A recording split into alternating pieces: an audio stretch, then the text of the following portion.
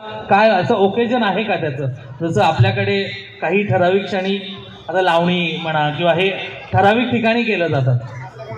हां, तर तसं काय आहे याच्या पाठीमागचं? सर्वांना नमस्कार आणि सर्व मान्यवरांनाही नमस्कार. मी पंकज, लोककला लोकनृत्य अभ्यासक.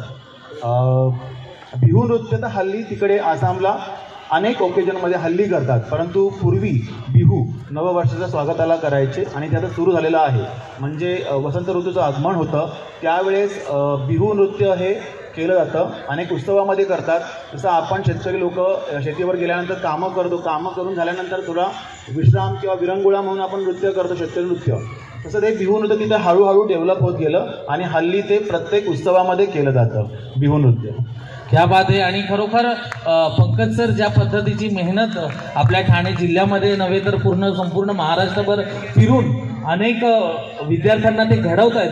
खरोखर त्यांच्या या कामासाठी जरा हात वरती करून आपण आपल्या या माणसाला, आपल्या हक्काच्या माणसाला जरा जोरदार टाळ्याने स्वागत करायचं. आणि तुला सगळं माहिती आहे. Thank you so much. हे खरं तर माझे एक प्रकारचे विद्यार्थी, पण तेव्हा आम्ही एका वयाचे त्यामुळे आम्ही नावाने हात मारतो एकमेकांना. ह्यांची पण खूप मेहनत असते. शून्यातून विश्व निर्माण केलं हे मी बघितलेलं आहे. मी त्याचा गवाह आहे ॲक्च्युली. धन्यवाद. Thank you sir.